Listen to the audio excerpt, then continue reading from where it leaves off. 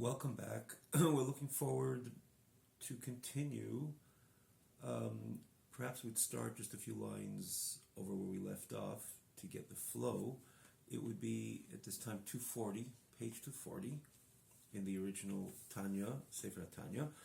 This is Igeres HaKodesh, as we spoke many times. This is the fourth segment of Tanya. We're holding the 14th Igeres letter, the 14th epistle. We mentioned quite a few times how this segment is distinct from, in comparison to the other segments, namely the ones prior, which is Lukuti Amorim, Sharich HaBemunah, Igeres HaTshuva. We know Tanya has 5 segments. It's mentioned many times that it's bediuk, it's with precision. Tanya is the Teresh Biksav of Teresh Achsidus, hence the 5 segments. The Igeres, the overall difference, at least the superficial difference, but the overall difference of the Igeres HaKodesh, there's others, but what you can see evidently, because it's Igeres, there's no connection really between one Igeres, one epistle and the other. By definition, it's an Igeres written in a particular time, tackling or identifying a certain situation that Alter Rebbe felt that he needs to address. We did mention that the overall, you can definitely glean from this entire segments, 32 Igeres, that there is the thread overall the topics that Alter Rebbe discusses, and he discusses every single topic associated with Yiddishkeit, Torah, mitzvahs, Aveda, Tefillah, but no question that tzedakah is the common theme, the common thread throughout the entire Igeres HaKodesh. The backdrop definitely is worthwhile to mention, even though we'll do this very briefly because we had a formal presentation of the backdrop in the entire Igeres HaKodesh, an Igeres 10, which is just 4 or 5 over, and it's again, everything's a click away, and if you want to see a little more elaborately, the backdrop of Igeres HaKodesh, you could look there, and it's all there really. So we don't have to really repeat. We just did mention that Alter Rebbe was the campaign for the famous group which made Aliyah.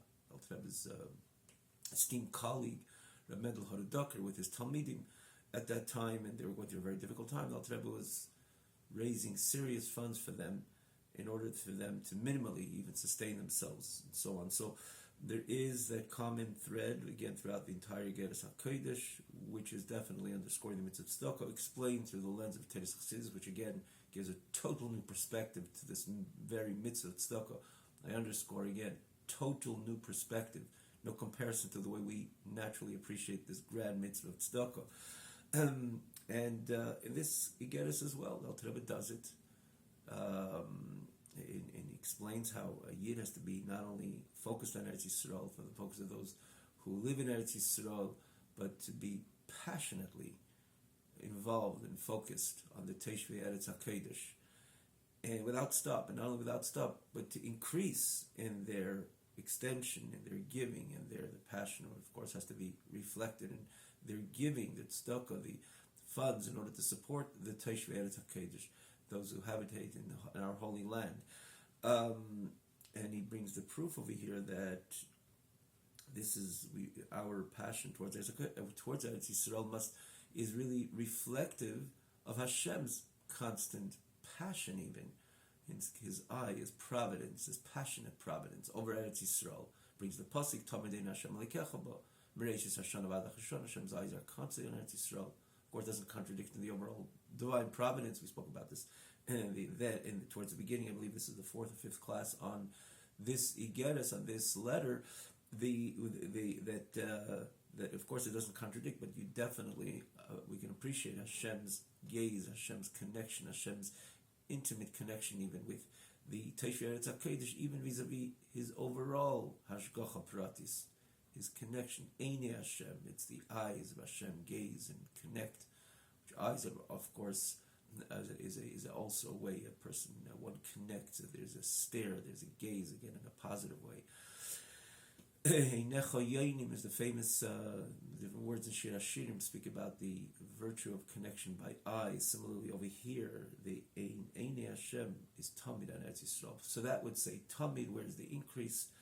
Where do you see the increase of Hashem's passion of Eretz Yisrael? And this is where we learned that this is where it lies in the words of Mereishus Hashanah V'Alach Rishana, from the beginning of the year to the end of the year. And we asked the question, apparently, if it's the very beginning of the year, so it's really adjacent to the previous year. If it's the very end of the present year, it's adjacent to the coming year. So it should have been La'olam Vad Ein Hashem Elokecha Tamid Ein Hashem Elokecha Ba in Eretz Yisrael, not only Mereishus Hashanah or not Mereishus Hashanah V'Alach Rishana, but La'olam Vad, constantly, perpetuously. Again, I'm saying this briefly. We learned this again, and we elaborated on the question in the previous classes. You can see the previous classes on this very chapter, on this very Geras, on this very epistle, really a click away wherever you're watching. But there's the advantage of the TanyaOnline.com website. One word, simple. TanyaOnline, one word.com. You have all the classes lined up. These very, they're lined up from top to bottom, meaning to say the very previous classes are just on the left side of the site. It's easy to find, easy to connect, easy to appreciate the information which would lead up to today's class. Of course, for newcomers, those who are following, so you got the spirit of this chapter, and also the advantage also of this website, the way it's set up, easy to follow with the text. We do mention it from time to time. It's on a separate, the text on a separate scroll bar. Also the ability to click and find every single class from the very beginning, and we do cross-reference from time to time to get us to the other segments, which we did even on this very epistle, and also cross-referencing to Kuti Amari, Megeras HaTshuva. So it's all a click away. It's really easy to find. So let's try to continue again. We're going to begin a bit higher. So the Alter Rebbe says over here, Baruch Atah Adonai Eloheinu Melech Shaker U'Mimari.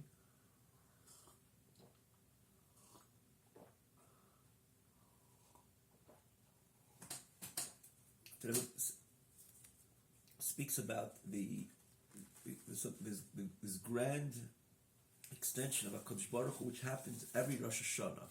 Again, which that justifies Mereishus Hashanah V'Alach Rishana, basically, to repeat that, a very important part. This is a connecting part.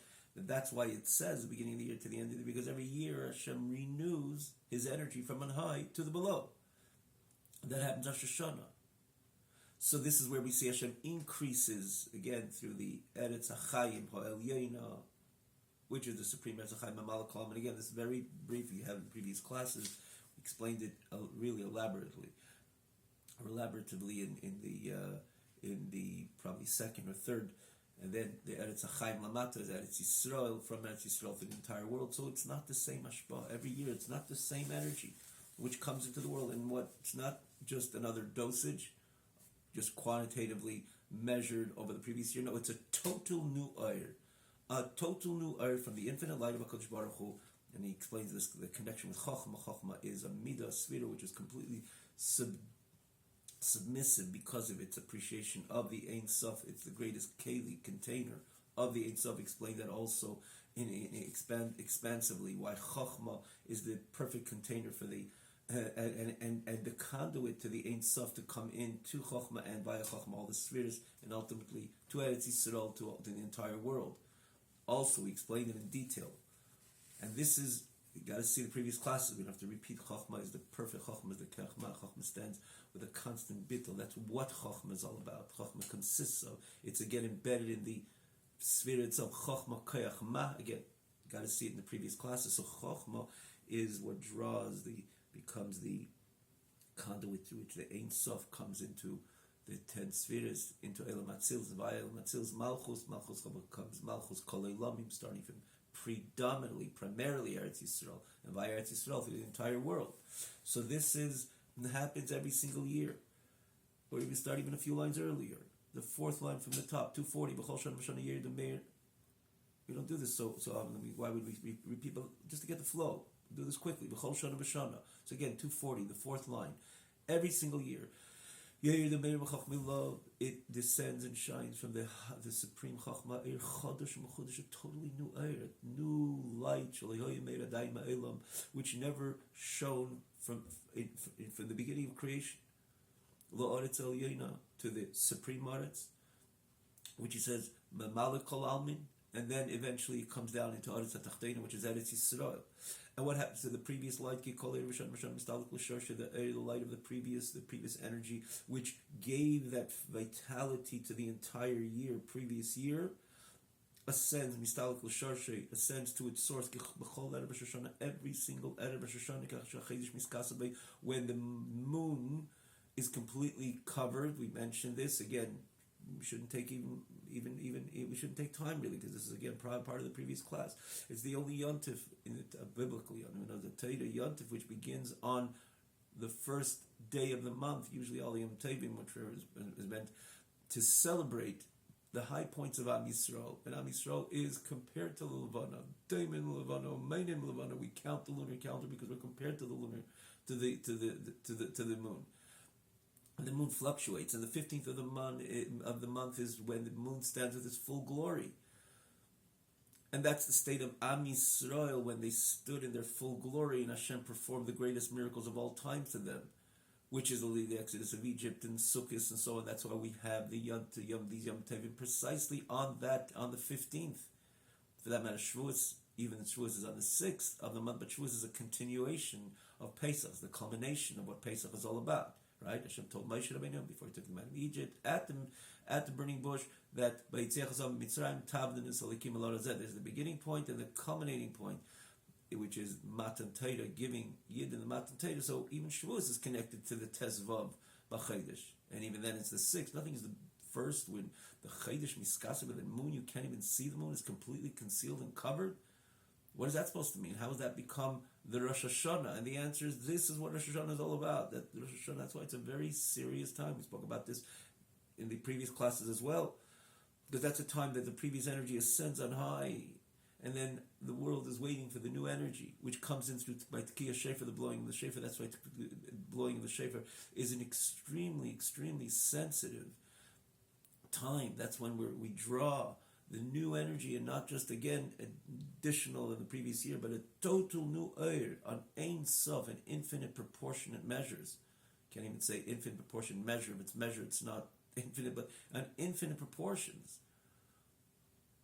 And that comes for the blowing of the shofar, and Batfilis, and the prayers, which is all about the Yid submitting himself to HaKadosh Baruch Hu. As we mentioned also, this is why it's synonymous with this Chachma idea, the bittul, the submission to HaKadosh Baruch Hu, is the greatest keli to connect with a deeper and yet deeper level of HaKadosh Baruch Hu, based on the Gemara, and based on, it's all over, that the greatest keli a Yid could make to receive the container, in other words, to receive the greatest brachas Hashem, the bracha of HaKadosh Baruch Hu, is when he stands with, the more he stands with a bittul, a self-nullification.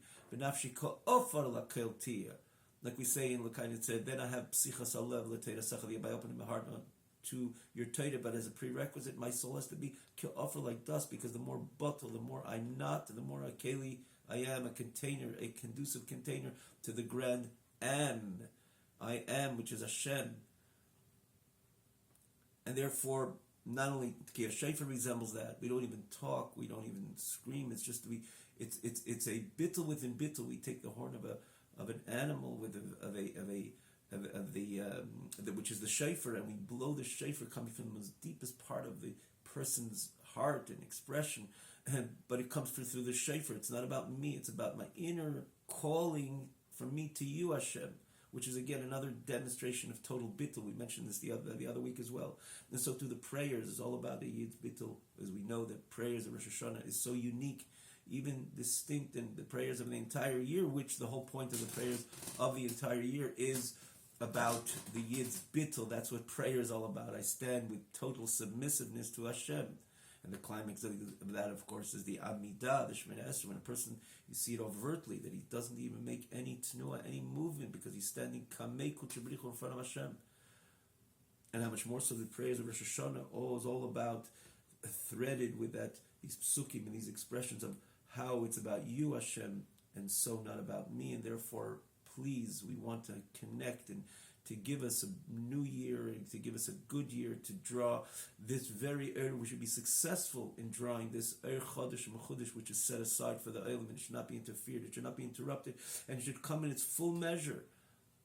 And of course, It's for Hashem's sake. Aseh Laman Shemecha, meaning to say, of course, we appreciate it as human beings when it's a good year, individually and collectively, but we don't lose focus that we take, like the famous expression of the Alter Rebbe, HaKadosh Baruch Hu gibt Yidden Gashmis, und Yidden nehmen the Gashmis, und from Zeh macht men Ruchnius, that the Eibishter gives a Yid an abundance in Gashmis and physical blessing, but the Yid stays focused that he's going to take everything Hashem gave him or her and give it right back to Hashem. If Hashem gave me Gesund, I'm going to get up early and I'm going to serve Hashem and learn Torah and do mitzvahs and do whatever I can with, again, simcha, b'tuv, with joy and excitement and elation of heart, knowing that there's nothing greater than to connect to the Chaya Chaim, to the source of all life, which is Hashem.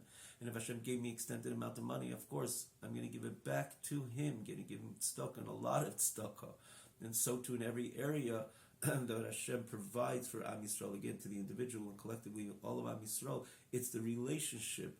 There's the give and take relationship that a Yid is going to give it all he got to HaKadosh Baruch Hu. And Hashem, of course, the more a Yid maintains that focus, Hashem is ready to give him more and yet more and yet more.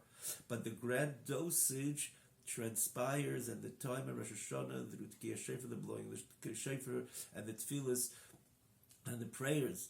In other words, the real Hamshacha happens by Rosh Hashanah. And it says, the Gemara says, the Machlekes famous Rebbe, the Chachamim, and if it's every day a person's judged. But the Alter Rebbe points out that according to everybody, Rosh Hashanah is a special day, and according to everybody, we daven every day.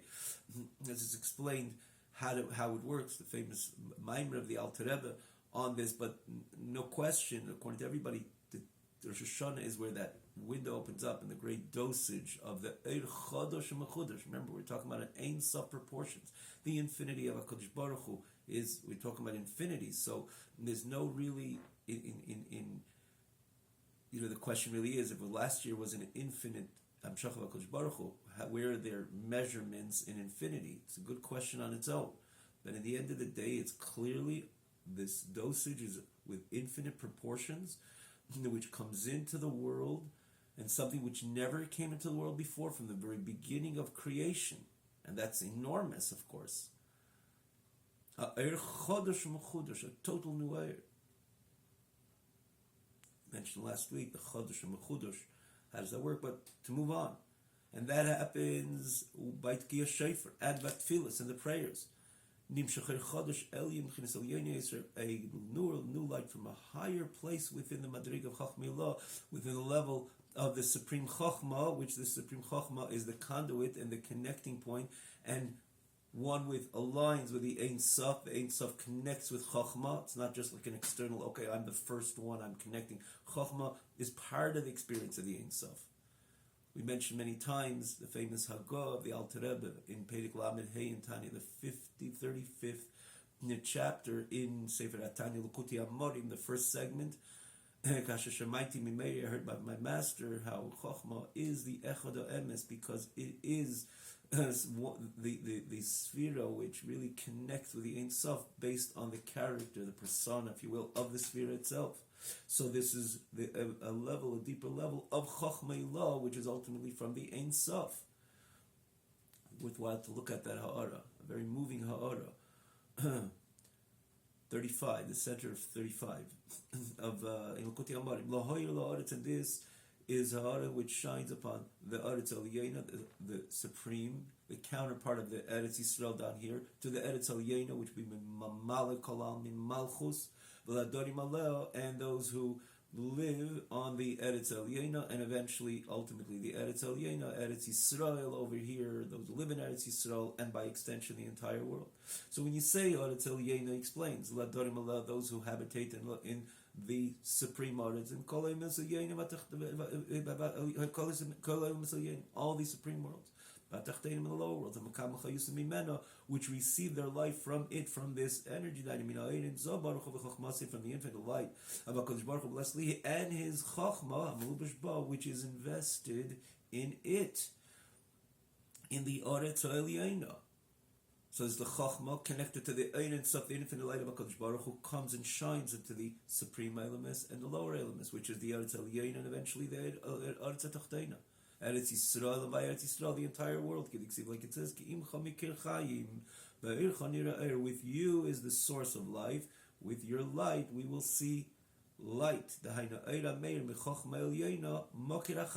What is the Makar HaChaim? That's the Chochmah Eliyona. Imcha, with you, which is the Makar HaChaim, the source of life. That's the level of Chochmah Elah, as we explained numerous times in this very epistle from the very beginning. Or rather, when we introduced the idea of Chochmah. Chochmah is the source of life because it is connected to the Ein Sof, which is, again, the infinite light of HaKadosh Baruch Hu, the true Makar HaChaim, but the way it's channeled to the Makar HaChaim is through Chochmah. So with you is the Makar HaChaim, Ba'ercha, with your light, Nira Er, we will see light, which this is a light which comes from Chochmah Elah, the source of life. Here, the Alter Rebbe says a quick brackets, which is important to note, important to appreciate. He says that, perhaps we'll stop over here. Speaks about we'll read it inside first, that it's known to those who know the secrets of Torah, Chachma Nistara, Shebachol Rosh Hashanah, right? Yud Ches, if you're following, Yud Ches is Yedei Chen. Yedei Chen. Chen is also abbreviation. Chachma Nistara, the hidden wisdom. Shebachol Rosh Hashanah and Nisira, Mekabelas Meicha Chadash U'Melienim Yeser Cholu. That every Rosh Hashanah you have this separation, and it receives new intellect from a very much higher place. What's that supposed to mean? Separation. What is he talking about? So, we say Nisira in Kabbalah, it traces back to the first time, in the beginning of creation rather. The Torah testifies how Chava was created. That Hashem put Adam to sleep, and he took part of him, of Adam, and from that part, he built, Chava was built. Literally, Chava was, call it built, meaning to say that he, it says actually this lashon. Rashi says why this lashon, but the idea is that it says even also beating his seder. It's about a lot of that particularly terminology there's a lot of precision in that in the terminology by even. But the point is that Adam was put to sleep, and then Hashem took a part of Adam. And with this, he built Chava. But that's what Chava came about. Pasuk and Torah. So the Nesira, this whole experience is called the Nesira. So to say, allowing Adam not to see, in other words, he was asleep. And then Hashem taking the part of Adam, and with that part from Adam, building Chava, and then Adam wakes up, and then Chava's there. So it says that the Pnimis Harinyanim, in other words, if you look at the spheres, it really alludes perfectly to this which we learn over here. That every year there's a new dosage from the Chochmah Elah to the entire Seder Ishtalshalos, starting from the 10 Sfiris, then to all the Olamas, and primarily, even with the 10 Sfiris, namely to Malchus. Malchus becomes Malchus Cha, Malchus Kol Elamim, starting from Eretz Yisrael, and by extension, or starting from the Supreme Olamas, Kol Elamim, and then into Eretz Yisrael, and by Eretz Yisrael throughout the entire world. So you have Malchus, as we know, Malchus, and the Midas of Malchus, that is called Zon, Malchus. Why Zon? Malchus is Mem, answer. Za refers to Zachar. Nun is Nekeba. We know that the spheres of HaKadosh Baruch Hu, that's the masculine dimension of HaKadosh Baruch Hu. Malchus is the feminine dimension. And there is always the hashpa, the yichud zon, the unity, the union of zon, just like the general idea of the union of zachar and nekeba, which there's the production, which is children and so on. So too, it begins on high. In Kabbalah, you have this idea, the constant talk about yichud of chachma bina, yichud of zon. And it's so much spoken about it, elaborately in Kabbalah and Chassidus in so many different places. But just to focus in on what he's saying over here, we know that Zon is the Midas and Malchus, which is Zachar and Nekeva. And it's again explained in different ways. But the simple idea is that Midas contribute to Machshava Dibur Ma'aseh. We know Malchus corresponds to thought, speech, and action. The actualization of a feeling. So you feel kindness, you feel compassion, you feel you're experiencing compassion, or you want to extend kindness. Your heart has a kind wave and you want to connect it with something tangible, so you go to your pantry, take out a loaf of bread, and give it to the poor, because you're passionate, you're compassionate rather to the poor. You see the poor's vulnerability, and you're aroused with compassion. You're aroused with kindness, but you have to connect the kindness with something, again, palpable, so you do so. You go and take something and extend it, if it's a few dollars or a lot of dollars, and you give it to the poor. So you have the combination, this union of the sensation, the feeling, and then it goes through all the 6 midas, every one of the 6 midas, chesed, gvura, tiferes, and then the malchus is the machshav, dibur, ma'aseh, thought, speech, and action, which concretizes this feeling.